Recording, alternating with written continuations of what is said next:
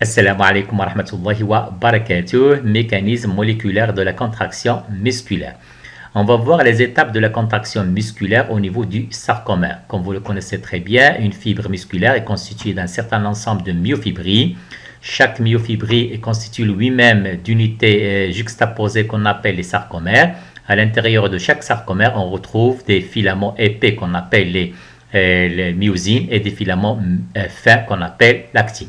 Effectivement, les sarcomères sont des structures microscopiques de la contraction musculaire. On va voir ce qui se passe au niveau du sarcomère.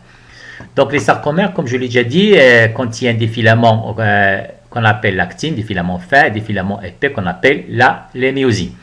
Le filament de myosine, comme vous le constatez, possède une tête. C'est la tête de myosine sur laquelle on voit très bien la fixation d'une molécule d'ATP.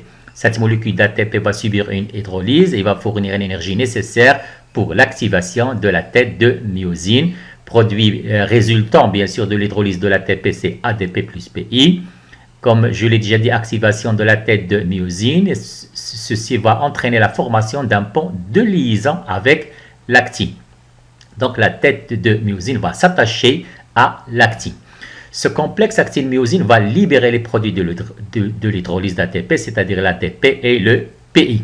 Cette libération sera accompagnée par un coup de rame, comme vous allez le voir bien sûr, qui va provoquer le mouvement des filaments, le glissement des filaments d'actine par rapport aux filaments de myosine.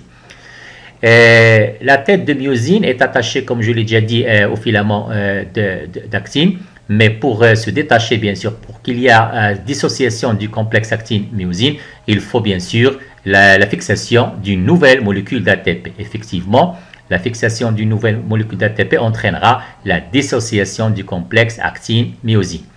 Cette molécule d'ATP elle-même va subir de nouveau, bien sûr, une hydrolyse, va fournir l'énergie nécessaire pour l'activation de la tête de myosine. Et on va revoir les mêmes étapes, bien sûr, ce qui va entraîner, bien sûr, le raccourcissement du sarcomère et en conséquence, bien sûr, la contraction du muscle. Effectivement, comme je l'ai déjà dit, au cours de la contraction musculaire, les filaments d'actine et de myosine sont attachés temporairement, le pont de liaison, bien sûr, donc complexe actine-myosine, comme je l'ai déjà dit.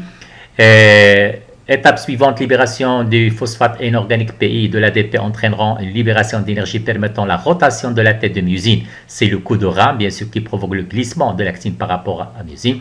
Et bien sûr, présence d'une nouvelle molécule d'ATP, elle est nécessaire bien sûr à la rupture de la liaison entre l'actine et la myosine, c'est-à-dire le détachement de la tête de myosine, bien sûr, du filament d'actine. Effectivement, notre sarcomère relâché, bien sûr, va utiliser l'ATP énergie chimique, produit résultant de l'hydrolyse de l'ATP ADP plus PI. Il y aura bien sûr un transfert d'énergie chimique, une énergie mécanique qui se manifeste par une contraction du sarcomère. Merci.